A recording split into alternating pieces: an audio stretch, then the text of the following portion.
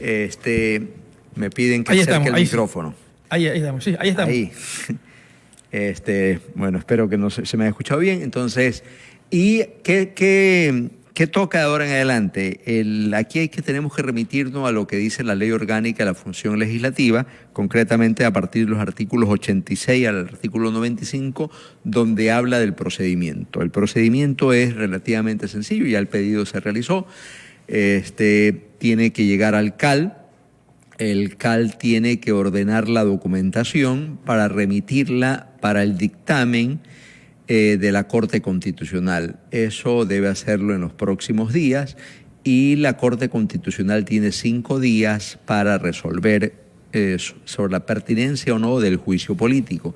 A partir de los artículos 88, el 89, habla de la admisibilidad y el abocar conocimiento. Esto luego de que aquí hay 2 figuras. Uno es de que puede ser que la Corte Constitucional diga este juicio político no procede, no da el dictamen favorable, simplemente el hecho muere ahí. En el caso que dé luz verde, se activaría el juicio político, llega a la Asamblea y la Asamblea lo remite inmediatamente a la Comisión de Fiscalización y Control Político y luego de eso tiene realmente muy poco tiempo. La Comisión tiene que dejar a un lado las cosas que viene sustanciando y dedicarse exclusivamente en este caso a las comparecencias y luego a la resolución sobre el juicio.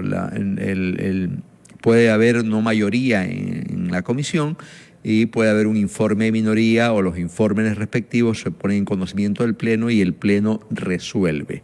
Eso es en sí el Pero en cualquiera de los casos, el Pleno siempre va a resolver. Sí, por supuesto. El Pleno es la máxima autoridad de la función legislativa y por lo tanto el Pleno es el que tiene la voz. Para ciertas resoluciones se necesita la mitad más uno de sus integrantes, en otras las 2/3 partes, que en este caso, para el caso de la destitución, se necesitarían 92 votos para, en el imposible caso del juicio político al señor presidente de la República. Clarito como el agua, el asambleísta Fernando Cedeño, ahí está, ese es el procedimiento, estábamos nosotros ahí haciéndonos medio bola, pero gracias Fernando por... Sí, los artículos yo creo que sería interesante que ustedes lo tengan claro, ya. Es a partir del artículo 86 al 95. 86. Sí, artículo 86 al 95 de la Ley Orgánica de la Función Legislativa. Correcto. A ver, Fernando, el tema está ahorita, o la pelotita, como se diría, está ahorita en la Corte Constitucional. Decíamos nosotros en nuestro análisis que la Corte Constitucional no puede inventarse aquí el agua tibia, porque ya hubo un pronunciamiento parecido en el caso de Jorge Glass, cuando también se le consultó si se procedía o no procedía el juicio político a Jorge Glass. Y la Corte en su momento se pronunció. En este caso, ¿qué se esperaría de la Corte Constitucional, ustedes que están allá arriba? ¿Qué es lo que se dice en los ¿cómo se llama?, en los corrillos? Bueno, lo que esperaríamos es que actúe en derecho, ¿no? Y efectivamente, como usted lo dijo, hay precedentes jurídicos de la misma Corte Constitucional en el caso del juicio político que le hicieron a Jorge Glass Espinel. Por lo tanto, para ellos es muy difícil. Y una vez, creo que en este mismo programa con usted decíamos que la Corte no puede pronunciarse en el fondo. O sea, ellos tienen que ver la forma, no que existan requisitos, que existan las causales, tanto en la Constitución como en el COIP, de un posible delito, ¿no? Y las causales tienen que estar claramente estipuladas de acuerdo a lo que estipula la Constitución. En este caso, en función del artículo 129 de la Constitución. 129, numeral, Fernando. 2. Ahí también parte del criterio es que también se configuraría el numeral 1, ¿no? Entonces, por lo tanto, pero eso ya queda discrecionalidad en este caso de la Corte. Correcto. Oiga, por aquí nos dice Jorge López Santana, dice, voy a leer lo que dice Jorge López. Don Fernando Cedeño, ahí dice mi amigo, ¿por qué no invita a otro asambleísta que sea imparcial? Él solo piensa con su hígado. No creo que Fernando Cedeño piense con el hígado, mi querido Jorge López. Lleno de odio al gobierno, he dicho. A ver, vamos a decirle a nuestro amigo Jorge López Santana, nosotros siempre estamos invitando a actores políticos de todas las tiendas políticas. Lamentablemente de la otra orilla no tenemos respuesta. queremos que estén aquí. Si usted nos puede ayudar, mi querido Jorge López, de que esté algún vocero de la oposición o de los que defienden, perdón, no de la oposición, de los que defienden a Guillermo Lasso, nosotros encantados lo recibimos aquí. Si usted puede hacer el contacto con Fernando Villavicencio, no tenemos ningún problema en tenerlo aquí en este medio y entrevistarlo. Nosotros no le corremos a nada aquí.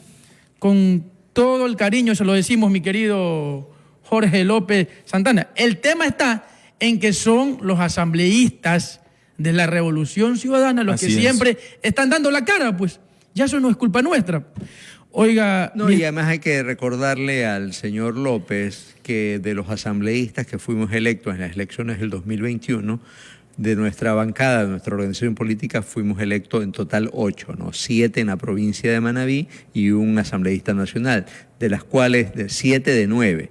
Significa que 2 no son de nuestro gobierno y en esos está, bueno, son 3 realmente, porque hay un asambleísta nacional que ni bien antes de asumir ya se había pasado a la fila del gobierno, que es el asambleísta Itel Zambrano, que salió electo por la Izquierda Democrática como asambleísta nacional, y de asambleístas provinciales de los 2, casi los 2, porque hay un segundo ahí que a veces está en la oposición, a veces está a favor del gobierno, pero eso ya es cuestión de cada uno.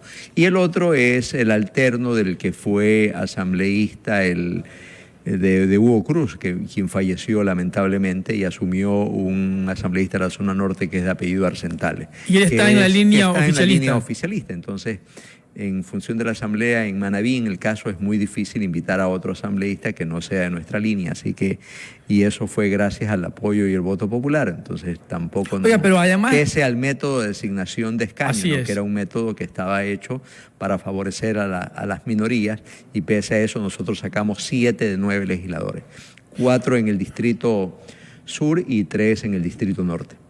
Oiga, Fernando, y aún con la explicación que usted ha hecho, nosotros hemos realizado todas las gestiones, pero lamentablemente no quieren intervenir. No sabemos por qué. Aquí miedo usted, pues, aquí lo tratamos con cariño, somos muy respetuosos. De usted no creo. Oiga, maestro, a ver, cuéntenos. Sabemos que esta semana va a sesionar la Asamblea Nacional en nuestra querida capital de los manabitas, Puerto Viejo. ¿Esa sesión va a ser qué días? Sí, por conmemorarse 488 años de la fundación española de la Villa Nueva de San Gregorio de Puerto Viejo, la Asamblea Nacional ha tenido la deferencia de venir a sesionar acá este día jueves 9 de marzo, ¿no? Este es un evento que estamos organizando, incluso los asambleístas manabitas y concretamente los asambleístas portovejenses, que no somos muchos, somos apenas 3 compañeros asambleístas que somos oriundos, que residimos en la ciudad de Puerto Viejo, donde está Gabriela Molina, está Javier Santos y estoy yo. Por lo tanto, estamos un poco coordinando este evento que va a venir. Vamos a tener 2 sesiones, una sesión ordinaria exclusivamente de la Asamblea Nacional y después viene la sesión conmemorativa que se realizará este jueves a las 11 de la mañana en el centro de evento Bellavista, ¿no? Lastimosamente no hay una entidad pública que tenga un lugar adecuado para este tipo de eventos. Entonces, ¿qué temas o cuál es el orden del día para esa sesión del día jueves? Bueno, uno es la sesión ordinaria, que todavía no hemos recibido la convocatoria a todos los asambleístas, pero para la sesión conmemorativa es una sesión formal en función de homenaje a la ciudad de Puerto Viejo, ¿no? En la que van a ver, una parte de la reseña histórica del evento, del acto, ¿no? de la ciudad, en este caso de los 488 años de Fundación Española. Posteriormente van a haber algunas distinciones a instituciones portovejenses por esta fecha y posteriormente las intervenciones de rigor del presidente de la Asamblea Nacional. Mi estimado Fernando, yo con esta pregunta cierro mi intervención. No sé si Moncho tenga también algunas preguntas. El presidente de la República firmó un contrato con la empresa española para el tema de fotovoltaico allá en los terrenos donde está previsto el proyecto, la refinería del Pacífico. A pesar de toda la explicación técnica que se le hizo al gobierno de que no era factible instalar ahí un proyecto de esa naturaleza, y además de la importancia que significa el proyecto de la refinería del Pacífico, el presidente Guillermo Lasso le importó 3 pepinos y suscribió este contrato. ¿Esto ya es irreversible o se puede hacer algo, mi querido Fernando? Bueno, con este gobierno no se sabe, ¿no? Este es un gobierno que se pasa en anuncios, que no concreta nada, que no hace nada. Y aquí un poco le invito al señor López Santana que nos diga cuál es la obra de relevancia del gobierno de Guillermo Lasso, no solamente para la provincia, para el país, porque la situación del país es realmente crítica, ¿no? Tanto desde el punto de vista de seguridad, de los servicios de salud, de educación, pasando por los temas de la falta de empleo que obliga a que miles de ecuatorianos se vean obligados, y esto es doloroso porque en su mayoría son jóvenes que no encuentran futuro en el Ecuador y se ven obligados a costa de su propia vida salir del país. Entonces esa es la situación que vivimos, un presidente, y me alegro que el señor López Santana le crea y sea de la minoría de este país que todavía confía en Guillermo Lasso. O sea, más del 80% de los ecuatorianos no le creen al señor Guillermo Lasso, porque lo único que ha hecho es anunciar cosas, voy a hacer, vamos a emprender, pero de ahí a los hechos nada. Y es por eso que, y aquí me quiero hacer una extracción muy breve del juicio político, ¿no? No es que nosotros por odio, nosotros no estamos en ningún proceso de estabilización, todo lo que estamos proponiendo es amparado en lo que dice la Constitución.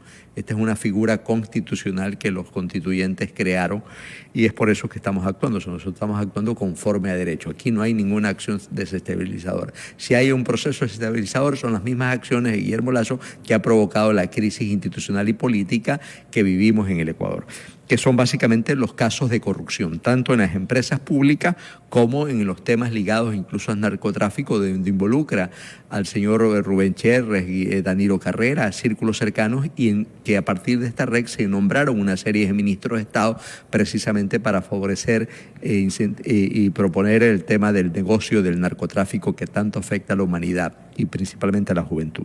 Y lo otro es todo el entramado de corrupción en las empresas públicas, principalmente en el sector petrolero y en el sector eléctrico, ¿no?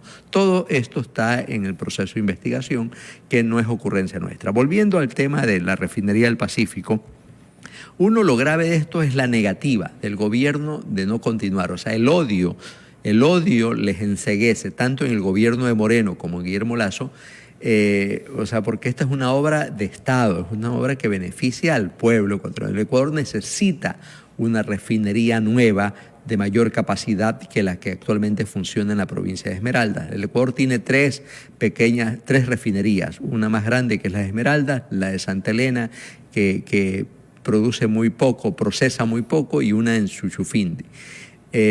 Por eso el Ecuador no puede seguir vendiendo crudo, tiene que vender mejor elaborado, o sea, que el crudo que se extrae del subsuelo ecuatoriano tenga algún nivel de procesamiento para vender, para generar más utilidades, porque al final eso nos genera una desventaja competitiva con el resto de países. Por lo tanto, la importancia de una refinería es para el desarrollo del país. Por eso no son obras de gobierno, son obras del Estado ecuatoriano, que todos los gobiernos, si un gobierno lo inició, el otro lo correcto es que lo continúe para beneficio y dejar a un lado el odio político, tanto como sucedió en el gobierno de Moreno, que dejaron a un lado ese proyecto y no lo continuaron, no buscaron financiamiento, no buscaron socios estratégicos, no empezaron, porque ya se había sentado las bases para eso. Ahí hay un dinero invertido de todos los ecuatorianos que debió haberse continuado. Y la negativa de eso es dejar a un lado este proyecto y empezar uno nuevo, supuestamente para usar esas instalaciones para un proyecto fotovoltaico, que, ojo, no es una cuestión estatal, es un negocio privado, es una cuestión que va a concesionar a una empresa española para que nos vendan energía, cuando el Ecuador cuando el Ecuador tiene superávit en producción hidroeléctrica. Así es. Que además de ese dinero, por último, debe mejorar para potencializar, para buen mantenimiento a las centrales hidroeléctricas que se construyeron en nuestro gobierno, señor López. Correctísimo, correctísimo. Por lo tanto, y lo pregunto, eso va a tener una energía muy cara. Vamos a tener, y lo peor, lo más grave de todo esto es que hay total opacidad, hay total hermetismo, no hay transparencia en los procesos precontractuales de adjudicación. ¿Pero de qué esta pasó? obra. La Asamblea Nacional había... Nosotros hemos reiterado, iba el famoso ministro Vera Grunauer, que también salió y que está embarrado en los temas del narcotráfico con el señor, con la mafia albanesa.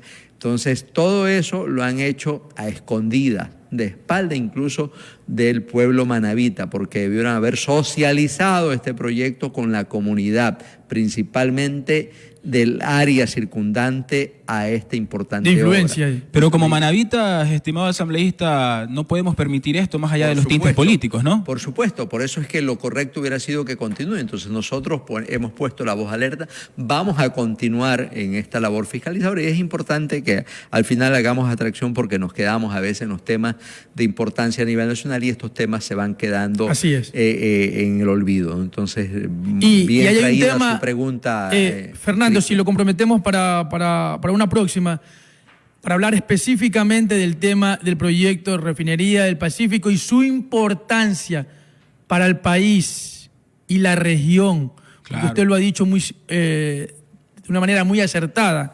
Necesitamos hoy más que nunca en el país una nueva refinería. Por eso que estamos pagando, además del negociado que hay detrás de la comercialización del combustible, estamos pagando ahorita a precios internacionales pues la gasolina, cuando somos nosotros productores de petróleo. Oiga, mi querido Fernando, el tiempo se nos ha ido volando, tenemos otro invitado, va a estar con nosotros el consejero electo Augusto Verduga, que ya está listo para iniciar la entrevista. Fernando, muchísimas gracias. No, a ustedes, un fuerte abrazo al compañero Verduga que está, creo que en la ciudad de Guayaquil. Y a ustedes, Moncho y Cristian. Buenas tardes. Bien, gracias Fernando. Moncho, le doy a usted el paso para que inicie la entrevista con nuestro compañero y amigo Augusto Verduga. Sí, bienvenido Augusto, consejero electo del Consejo de Participación Ciudadana y Control Social. Estamos